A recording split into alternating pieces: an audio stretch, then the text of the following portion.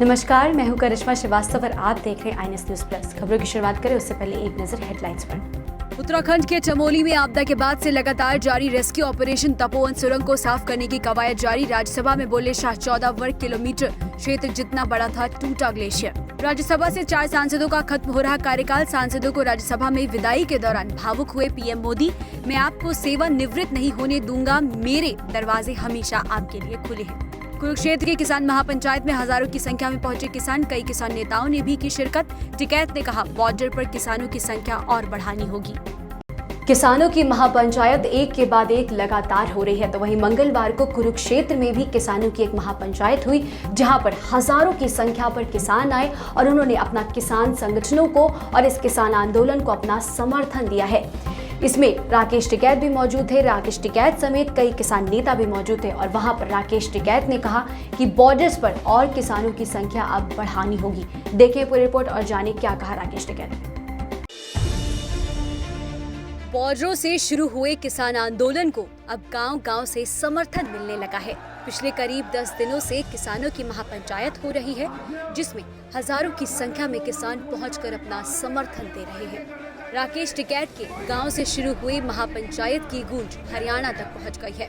मंगलवार को हरियाणा के कुरुक्षेत्र जिले में पिहोवा कैथल मार्ग पर स्थित गांव कुमथला गढ़ू की अनाज मंडी में किसान महापंचायत हुई, जिसमें हजारों की संख्या में किसानों ने पहुंचकर अपना समर्थन दिया। दूर दूर से ट्रैक्टर पर सवार होकर किसान कुरुक्षेत्र पहुंचे। इस दौरान महापंचायत को संबोधित करते हुए भारतीय किसान यूनियन के नेता राकेश टिकैत ने कहा कि सरकार नए कृषि कानूनों को वापस ले और न्यूनतम समर्थन मूल्य पर कानून बनाए, नहीं तो आंदोलन जारी रहेगा। और साथ ही इस आंदोलन को लंबा चलने की बात कही।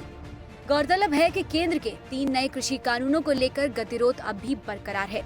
कानूनों को रद्द कराने पर अड़े किसान इस मुद्दे पर सरकार के साथ आर पार की लड़ाई का ऐलान कर चुके हैं।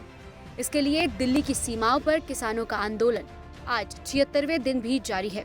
केंद्र सरकार इन कानूनों को जहां कृषि क्षेत्र में बड़े सुधार के तौर पर पेश कर रही है, वहीं प्रदर्शन कर रहे किसानों ने आशंका जताई है कि नए कानूनों से एमएसपी और मंडी व्यवस्था खत्म हो जाएगी और वे बड़े कॉरपोरेट पर निर्भर हो जाएंगे।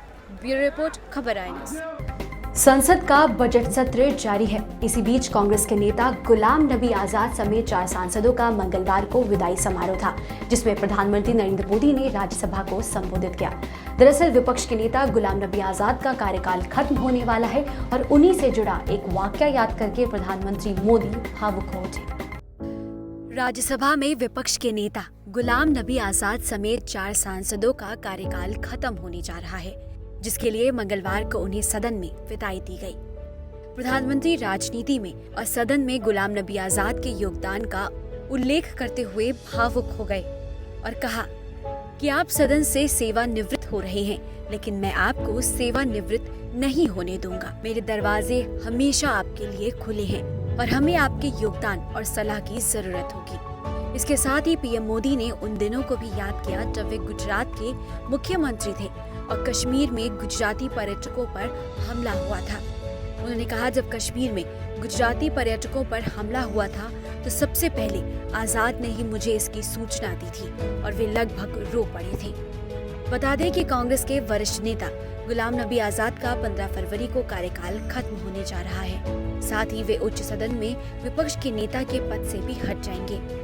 उनके अलावा पीपल्स डेमोक्रेटिक पार्टी के 2 सांसद नजीर अहमद लावे का 10 और मीर मोहम्मद फयाज का 15 फरवरी को कार्यकाल खत्म हो जाएगा और इसी तरह बीजेपी के शमशेर सिंह मनहास का कार्यकाल भी 10 फरवरी को खत्म हो रहा है। ब्यूरो रिपोर्ट, खबर आईएनएस। 26 जनवरी के दिन लाल किले पर हुई हिंसा के मामले में गिरफ्तार दीप सिद्धू से पुलिस ने अब पूछताछ शुरू कर दी है। दीप सिद्धू कई दिनों से फरार था और पुलिस ने दीप सिद्धू पर 1 लाख का इनाम भी रखा था। पुलिस हरियाणा और पंजाब में लगातार दीप सिद्धू की तलाश में दबिश भी दे रही थी। देखिए पूरी रिपोर्ट। दीप सिद्धू को दिल्ली पुलिस की स्पेशल सेल ने मंगलवार को गिरफ्तार कर लिया है। सिद्धू 26 जनवरी को ट्रैक्टर रैली के दौरान लाल किले पर हुई हिंसा के मामले के मुख्य आरोपी में से एक है। करीब 15 दिन तक फरार रहने के बाद दीप सिद्धू को दिल्ली पुलिस ने गिरफ्तार किया है। DCP special cell Sanjeev Kumar Yadav ने इस बारे में जानकारी दी।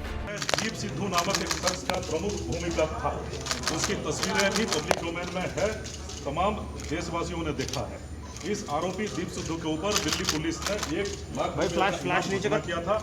आरोपी दीप सिद्धू को हमारे दिल्ली पुलिस की स्पेशल सेल की टीम ने गिरफ्तार कर लिया है और आगे की तफ्तीश अभी जारी है। पुलिस ने उनके ऊपर 1 लाख रुपए का इनाम रखा था। पंजाब और हरियाणा में कई जगहों पर उसकी तलाश की। पुलिस मुख्यालय के सूत्रों के मुताबिक स्पेशल सेल की टीम ने उसे पंजाब से गिरफ्तार किया है। पुलिस के गिरफ्त से दूर रहते हुए सिद्धू लगातार सोशल मीडिया पर वीडियो संदेश जारी कर रहा था। 31 जनवरी को भी सिद्धू ने एक भावनात्मक संदेश जारी किया था, जिसमें उसने लिखा था, मुझे बदनाम किया जा रहा है, मैंने केवल आपके अधिकारों के लिए आवाज उठाई थी। इतने महीनों से मैं सड़कों पर, टेंटों में सभी से मिल रहा हूँ। अब एक अकेले व्यक्ति को देशद्रोही बनाया जा रहा है। ब्यूरो रिपोर्ट, खबर है। उत्तराखंड में ग्लेशियर से हुई आपदा के बाद लगातार रेस्क्यू टीम बचाव कार्य में लगी हुई है। तपोवन टनल को भी साफ करने की कवायद लगातार जारी है। जान गंवाने वालों की संख्या भी बढ़ती जा रही है। केंद्र सरकार उत्तराखंड पर लगातार नजर रखे हुए है और प्रशासन भी लगातार स्थानीय लोगों से अपील कर रहा है कि धैर्य बनाए रखें और अफवाहों पर ध्यान न दें। उत्तराखंड के चमोली में ग्लेशियर टूटने के बाद अब सबसे बड़ी चुनौती राहत और बचाव काम की है, जिसमें बचाव टीमें जी जान से जुटी हैं। सबसे बड़ी मुश्किल तपोवन की टनल में आ रही है, जहां कुछ लोगों के फंसे होने की आशंका है। सुरंग कीचड़ से भरी हुई है, ऐसे में अंदर जाने में काफी मुश्किलें हैं, लेकिन रेस्क्यू करने वाली टीम अभी भी मिशन में जुटी हुई है। अभी तक 26 लोगों के शव निकाले जा चुके हैं, जबकि 197 लापता लोगों की तलाश अब भी जारी है। आईटीबीपी, सेना, एनडीआरएफ और एसडीआरएफ की एक संयुक्त टीम तपोवन टनल में दाखिल हुई है। टीम सुरंग के अंदर के जलस्तर की जांच कर रही है, जहां से मलबा साफ किया गया है। तपोवन टनल में देर रात तक रेस्क्यू ऑपरेशन चलता रहा। टनल में काफी ज्यादा कीचड़ और मलबा है। तस्वीरों में आप देखिए किस तरह से टनल में फंसे लोगों को एक एक कर बचाव टीमें बाहर आने में मदद कर रही हैं। दूसरी तरफ उत्तराखंड के सीएम त्रिवेंद्र सिंह रावत ने आईटीबीपी अस्पताल में भर्ती हुए घायलों का हालचाल जाना और मुख्यमंत्री ने उन जगहों का जायजा लिया जो इस आपदा में सबसे ज्यादा प्रभावित हुई है। ब्यूरो रिपोर्ट, खबर है। नीतीश सरकार के मंत्रिमंडल का मंगलवार को विस्तार हो गया है। कुल 17 मंत्रियों ने शपथ ली है। बीजेपी के कोटे में 9 मंत्रियों ने शपथ ली, तो वहीं जेडीयू से 8 लोगों को मंत्री बनाया गया है। ये जो मंत्री जिन लोगों ने शपथ ली है, इनको इनकी जिम्मेदारियां भी सौंप दी गई हैं। आइए चलिए आपको इस रिपोर्ट के जरिए बताते हैं कि किसको कौन सा विभाग मिला है। बिहार के मुख्यमंत्री नीतीश कुमार की कैबिनेट का मंगलवार को विस्तार हो गया। राज्यपाल फागू चौहान ने कुल 17 नए मंत्रियों को शपथ दिलाई। मंत्रिमंडल विस्तार में बीजेपी कोटे से कुल 9 लोग मंत्री बनाए गए, जबकि जेडीयू से 8 लोगों को मंत्री पद की शपथ दिलाई गई। इनमें एक निर्दलीय सुमित सिंह भी मंत्री बनाए गए हैं। शपथ लेने वाले मंत्रियों के बीच मंगलवार को ही विभागों का बंटवारा भी कर दिया गया। भाजपा के शहनवाज हुसैन को उद्योग मंत्रालय का जिम्मा दिया गया है, जबकि जेडीयू के संजय कुमार झा को जल संसाधन का दायित्व सौंपा गया है। खास बात है कि बीजेपी के कोटे से एक्टर सुशांत सिंह राजपूत के भाई नीरज सिंह बबलू को भी मंत्री बनाया गया है।